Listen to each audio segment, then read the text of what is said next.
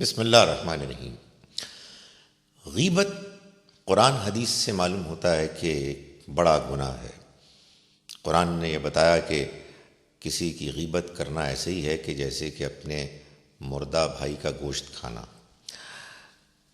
عملاً اس سے کیسے بچا جائے؟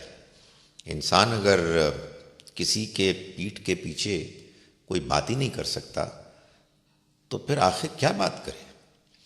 کیا انسان کسی کی غلطی سے سیکھ نہیں سکتا؟ کیا صحیح رویہ ہے جو غیبت کے معاملے میں انسان کو اختیار کرنا چاہیے؟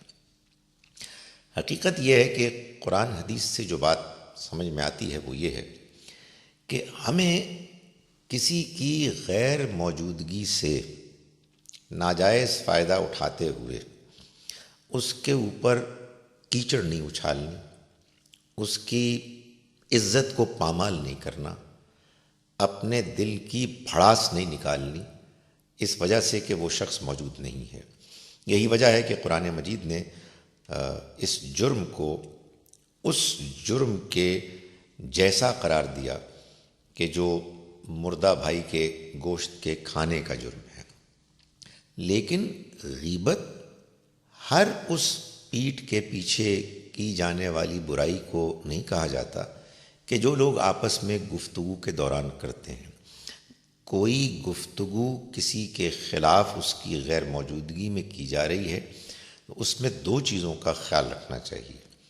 ایک تو یہ کہ وہ گفتگو کسی مقصد کے لیے ہو رہی ہے، اور دوسرا یہ کہ اس کے بیان کے دوران لطف حظ نہیں اٹھانا چاہیے، بلکہ ایک ذمہ داری کے ساتھ اس مقصد کے حصول کے لیے بات بیان ہونی چاہیے کہ جو پیش نظر ہے۔ بعض اوقات بعض لوگ ایک دوسرے سے مشورہ کرتے ہیں کہ فلاں شخص کے ساتھ ہم کوئی معاملہ کر لیں، کاروبار کر لیں، ان کے ہاں ہم اپنی بیٹی بیٹے کا نکاح کر لیں، اور بہت سے ایسے سوالات ہوتے ہیں دوسرے اشخاص کے بارے میں۔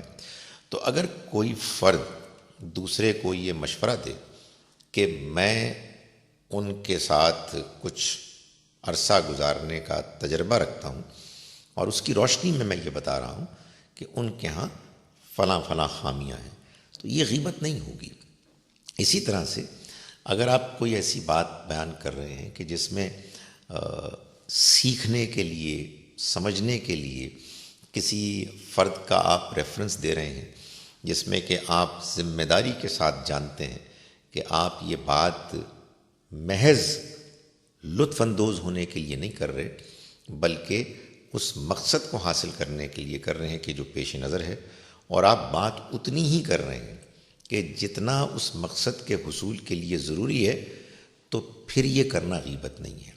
ہمارے ہاں دور اول میں جب یہ محسوس ہوا کہ نبی اکرم صلی اللہ علیہ وسلم کے ارشادات کو جن لوگوں نے ہم تک پہنچایا ہے تو ان کی زندگی، ان کے کردار، ان کے طور طریقوں پر بحث ہونی چاہیے، تو محدثین نے اس معاملے میں تنقید، چھان پھٹک، ان کے احوال کو جاننے کے بارے میں جستجو، اس کو غیبت نہیں سمجھا بلکہ اس کو ایک ذمہ داری کے احساس کے تحت کیا، اور ظاہر ہے کہ وہ کرنا ضروری تھا، ورنہ اتنا بڑا کام کہ جو حدیث کی کمپائلیشن کا ہوا وہ نہیں ہو سکتا تھا۔